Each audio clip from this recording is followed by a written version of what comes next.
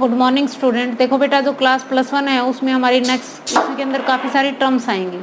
सबसे पहले आता है पल्मोनरी वॉल्यूम। पल्मोनरी वॉल्यूम में सबसे पहले आती है टाइडल वॉल्यूम। टाइडल वॉल्यूम में क्या डेफिनेशन आता है? वॉल्यूम ऑफ एयर, कितनी हमने उसको लिया और कितनी हमने उससे क्या किया, एक्सपायर किया, इंस्पायर और एक्सपायर्ड इन जो नॉर्मल ब्रीदिंग करते हैं विदाउट एनी एफर्ट्स, ठीक है, उसको हम बोलेंगे टाइडल वॉल्यूम। जैसे एक अडल्ट के अंदर 500 ml पर्सन के अंदर वो हो जाती है, तो एक्चुअली जो मान लो 350 ml हमने उसमें एंटर किया लंग्स एल्वेलाई में, और यहाँ पे 150 जो हुई वो यहाँ पे एक्सचेंज होएगी। जो एक्सचेंज होएगी यहाँ पे उसको डेड एयर स्पेस बोलेंगे, ठीक है। तो tidal volumes is about 350 ml alveoli volume के अंदर, और 150 जो बनेगा वो यहाँ पे डेड स्पेस वॉल्यूम के अंदर आएगी, ठीक है। टाइडल वॉल्यूम में भी इंक्रीज एक्साइटमेंट और फिजिकल एक्टिविटीज से एक्साइट हो सकती है, ठीक है। तो ये आपने इसको डेफिनेशन को ऐसे कैसे लर्न करना है। नेक्स्ट आता है इंस्पिरेशन रिजर्व्स वॉल्यूम।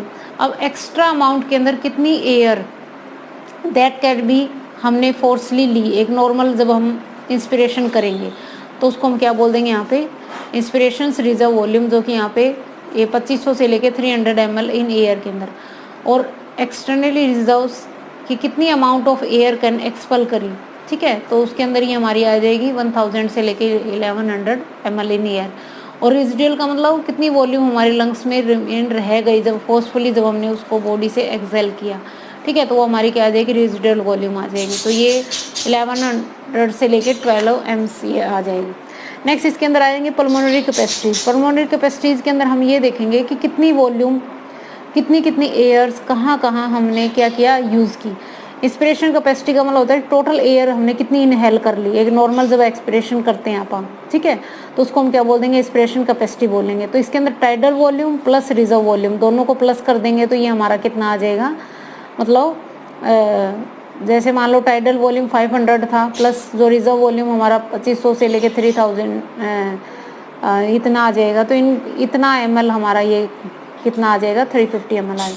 नेक्स्ट एक एक्सपिरेशन कैपेसिटीज, टोटल वॉल्यूम कितनी हमने क्या किया, एक नॉर्मल जब इंस्पिरेशन करेंगे तो कितनी वॉल्यूम इसके अंदर से एक्सपायर की, ठीक है, उसमें इनहेल की थी, इसमें हमने क्या किया है, एक्सपायर किया, बाहर रिलीज किए, तो ये हमारी एक्सपिरेशनरी कैपेसिटी आ जाएंगी। तो इसके अंदर हम जैसे मान लो वही टाइडल वॉल्यूम प्लस ER, ठीक है, तो इन दोनों को प्लस करेंगे तो ये हमारी 1500 से लेके 1600 ml तक आ जाएगी। डेफिनेशन आपने ऐसे कैसे लर्न करनी पड़ेगी। नेक्स्ट आता है फंक्शनल रेजिडुअल कैपेसिटी, मतलब अब कितना वॉल्यूम हमारे एयर का लंग्स के अंदर रह गया जब नॉर्मल जब अपन ने क्या किया, उसको एक्सेल किया, तो ठीक है, तो उसको हम क्या बोलेंगे, फंक्शनल रेजिडुअल कैपेसिटी। तो इसके अंदर हम इन सब का टोटल कर देंगे कि FR यानी कि फोर्सफुल जो functional residual capacity plus IRV और ER, तो इन सबको करेंगे तो ये हमारी 22 कितने 2200 मतलब 2200 से लेके 2300 ml तक बीच। नेक्स्ट आते हैं हमारे वाइटल कैपेसिटी, कितनी अमाउंट ऑफ एयर वन क्या करेंगे, इनहेल करेंगे और एक्सेल करेंगे मैक्सिमल एफरेंस, उसको वाइटल कैपेसिटी बोलेंगे। इनकी सम टोटल ऑफ, अब ये सारा का सारा सबका टोटल करेंगे TV का, ठीक है, और IRV का, ERV का, तो इन सब का करेंगे तो ये हमारी 4000 से 5 मतलब ये 450 ml तक आ जाएगी। अब इसमें कहता है कि डिफरेंट इंडिविजुअल में इसका रेट जो होता है, वाइटल कैपेसिटी जो होती है वो हर किसी के अंदर अलग अलग होती है। एथलेटिक्स हो गया, माउंटेनर, ड्रिवलर हो गया, मैन की बात करते हैं, ओल्ड पर्सन, ठीक है। तो उसके बाद आता है total lung capacity. Total lung capacity के अंदर कितनी अमाउंट एयर हमारे लंग्स के अंदर रहती है जब आप रेस्पिरेशन मैक्सिमम जो इंस्पिरेशन कर रहे हैं, ले रहे हैं, तो उसको हम बोलेंगे टोटल लंग कैपेसिटी। तो इसमें इसका टोटल जैसे आ जाएगा 400 से लेके ये सारा का सारा टोटल करेंगे तो यहाँ पे ये हमारी कितनी आएगी, 5200 से लेके 5700 तक आ जाएगी। नेक्स्ट आता है रेस्पिरेशन क्वेश्चन। रेस्पिरेशन में क्या देखते हैं कि कितना टोटल वॉल्यूम हमने CO2 इवोल्व किया और ऑक्सीजन हमने क्या किया, एब्जॉर्ब की। तो इसके अंदर जैसे फैट का दे रखा है, फैट के अंदर मान लो कितनी उसमें, तो ये 0.7 आ जाएगी। ग्लूकोज का अलग है, जैसे सॉरी ये ग्लूकोज का दे रखा है, फैट का नहीं है। ग्लूकोज का जैसे 6 कार्बन होती है, 6 O2 होता है, तो ये कट के हमारा कितना आ जाएगा, 1 आएगा इसके अंदर, यानी कि RQ is 1 is for a fat is about 0.7। Fat की अलग होती है, जैसे प्रोटीन की अलग होती है। और ये हम एक गैनो रेस्पायरोमीटर से हम इसको क्या कर सकते हैं, देख सकते हैं। नेक्स्ट इसके अंदर आएगा एक्सचेंज ऑफ गैसेज। अब एक्सचेंज ऑफ गैसेज में, एक्सचेंज ऑफ गैसेज पहले जैसे लंग्स के अंदर किस तरह से होते हैं, ट्रांसपोर्ट ऑफ गैसेज, फिर टिश्यू के अंदर कैसे आएगी, फिर ये गैसेज ट्रांसपोर्ट होंगी, ठीक है। इसके अंदर ऑक्सीजन डिसोसिएटिव कर्व आएगा, बोर इफेक्ट आएगा, ठीक है। और उसके बाद इसका कि रेस्पिरेशन को किस तरह से यहाँ पे रेगुलेट करते हैं। नेक्स्ट इसके अंदर थोड़े से डिसऑर्डर आएंगे, तो हम आज डेफिनेशन के साथ साथ पहले डिसऑर्डर करेंगे, बाद में वो वाला टॉपिक करेंगे।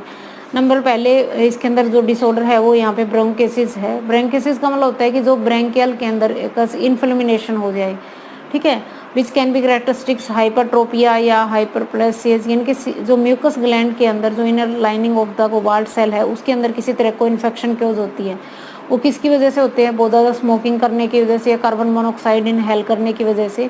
तो इसमें क्या होता है कि रगल कफिंग आएगी, ठीक है, सेप्टम इंडिकेटेड येलो, तो इस वजह से एक्सेस उसके अंदर सिक्रेशन ऑफ म्यूकस। प्रिवेंट कैसे रख सकते हैं कि एक स्मोकिंग अवॉइड करके, ठीक है, इस डिजीज़ को एंटीबायोटिक लेके और ब्रेंकियोड्रिलस डग्स का यूज़ करके widely construction of wild pipe of relax. Next आता है इसमें ब्रेंकियल्स अस्थमा। अस्थमा भी एक तरह की एलर्जी होती है, ठीक है, it is characteristics of the septum by the muscle of the bronchioles. Generally ये हाइपर सेंसिटिविटी की वजह से होती है, फॉरेन पार्टिकल कोई बॉडी में एंटर कर जाता है और वो मेरे हमारी बॉडी में कोई एलर्जी क्योज करता है, ठीक है। तो ये जो एंटीजन होते हैं वो बॉडी के अंदर हिस्टामिन्स रिलीज करते हैं मास सेल की वजह से, और इस वजह से जो वो ब्रेंक्यूल्स की जो वॉल होती है उनमें कंस्ट्रक्शन वो एक तरह से फैल जाएंगी, ठीक है। तो ये जो सिम्टम्स होते हैं इसमें कफिंग, सांस लेने में बड़ी दिक्कत आएगी, ठीक है, और एयर पैसेज के रास्ते भी जो म्यूकस की वजह से कम हो जाएंगे, यानी कि लॉगिंग ऑफ द ब्रेंक्यूल्स और इज आल्सो। नेक्स्ट इसको प्रिवेंट कैसे कर सकते हैं कि मस्ट से अवॉइड करके, इनकी जो चीज़ों से एलर्जी है उससे हम क्या करें, अपने आप को सेव कर ले, मतलब बचा लें। सीधी सी हाइपर सेंसिटिविटी, जो भी पार्टिकल्स है, जो भी जम, मतलब एक तरह से उससे हम अवॉइड करें। जैसे किसी को डस्ट से एलर्जी है, तो किसी को फूड में कोई की प्रॉब्लम आती है, तो उन चीज़ों से हम क्या करें, अपने आप को अवॉइड करें।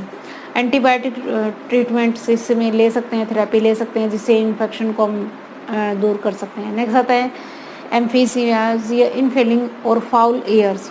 It is inflammation abnormal of bronchioles और less electricity of the part. ये भी एक तरह की डिजीज़ होती है। जो मेन जो स्मोकर होते हैं, यानी कि जो कार्बन, यानी कि जो सिगरेट स्मोकिंग करते हैं और वो बहुत टाइम तक करते हैं, तो उनके जो एल्वेलाई होते हैं उनके अंदर कुछ ऐसा फ्लूइड भर जाता है जिसकी वजह से जो एक्सपिरेशन और अल्टीमेटली जो लंग्स का साइज़ है वो इंक्रीज़ हो जाएगा, ठीक है। तो यहाँ पे जो एल्वेलाई है उसमें सेप्टा यानी कि क्लैप्सिस हो जाएंगी, जो सरफेस एरिया एक्सचेंज का जो है वो कम हो जाएगा, और वाल की जो इलास्टिसिटी है वो यहाँ पे लॉस कर जाएगी, और जो वाल remaining build with A fluid, मतलब उससे भर जाएगा और वो मोर डिफ़िकल्ट होएगा ब्रीदिंग करने में, ठीक है। इसकी प्रिवेंटेशन क्या क्या, इसके वही है कि एक तो सिगरेट स्मोकिंग से थोड़ा सा दूर रह के, ठीक है, उसके बाद लॉस ऑफ इलेक्ट्रिसिटी जो लंग्स है, उसके बाद क्योर कर सकते हैं। परमानेंट क्योरिंग इसका कुछ नहीं मतलब नहीं है, कुछ एंटीबायोटिक्स और ऑक्सीजन थेरेपी दे के उसको हम से बता सकते हैं, ठीक है। नेक्स्ट आता है नमोनिया। नमोनिया जो होती है, इट इज़ एक्यूटिक इन्फेक्शन होती है, ठीक है, ये एल्वेलाई लंग्स में। और pneumonia is cause by the infection is streptococcus pneumonia, bacteria है एक तरह का, तो कुछ फंजाई वायरस के थ्रू भी, माइक्रोप्लाज्मा। तो ये ज़्यादातर ओल्ड पर्सन में और इन्फिनेटिव बच्चों में होता है, ठीक है। इसके सिम्टम्स वही इन्फिल्ट्रेटेड विद द फ्लूइड से वाइट कार्पसल से भर जाते हैं, तो एक्सचेंज जो होएगी वो उसके अंदर कम होएगी, मतलब, और excess mucus and the dead WBC की वजह से ऑक्सीजन का लेवल यहाँ पे गिर जाएगा। इसका परमानेंट क्योर है कि एंटीबायोटिक ड्रग्स लेके उसका ट्रीटमेंट किया सकते हैं, बैक्टीरियल इन्फेक्शन से ट्रीटमेंट किया जा सकता है, ठीक है। नेक्स्ट इसके अंदर और रेस्पिरेटरी ऑक्यूपेशनल रेस्पिरेटरी डिसऑर्डर है कि मान लो कई पर्सन होते हैं वो अलग अलग जगह पे वर्क करते हैं, तो उस इन्वायरमेंट में किसी तरह का अगर वो डस्ट है, फ्यूम है, ठीक है, तो उसकी वजह से भी जैसे डिजीज़ होते हैं। जैसे इन्होंने कुछ बता रखे हैं कि जो गिनीज स्टोन ब्रेकिंग जो होते हैं, ठीक है, जहाँ पे स्टोन क्रेसर का काम होता है जैसे, तो वहाँ पे बहुत बॉडी का जो मैकेनिज्म होता है उसको थोड़ा डिफेंस की ज़रूरत होती है। तो यहाँ पे सिलिकोसिस या ये example due to the chronical silica और कुछ डस्ट पार्टिकल जो माइन इंडस्ट्री जो खान होते हैं ना उनके अंदर जो पीपल वर्क करते हैं, तो उनके अंदर इस तरह की डिजीज़ आती है।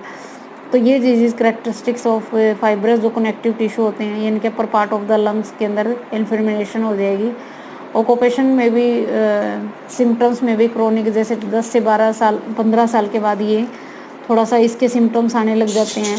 ठीक है, तो मिनिमाइज हार्मफुल डस्ट वर्क, कम करें। जैसे मान लो तो वर्कर को well inform about the harmful of dust, जिनसे पता होना चाहिए। इंडस्ट्रीज जो होनी चाहिए उनमें प्रोटेक्टिव मार्क्स होने चाहिए। ठीक है, मार्क्स, और हेल्थ के लिए रेगुलर चेकअप करवाना चाहिए।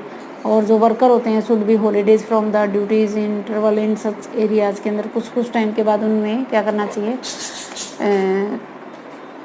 तो इसके अंदर ये कुछ डिसऑर्डर थे और इसको आपने थोड़ा सा पढ़ना है और करना है। और इसमें ये डेफिनेशंस हैं जो कि मोस्ट इम्पॉर्टेंट है, वो भी आपने करनी है। और लास्ट टॉपिक फिर मैं आपको नेक्स्ट वीडियो के अंदर करें, हमारा जो चैप्टर है वो ख़त्म हो जाएगा। तो पीछे वाले तो टॉपिक है उसको आप अच्छे से पढ़ के देखना।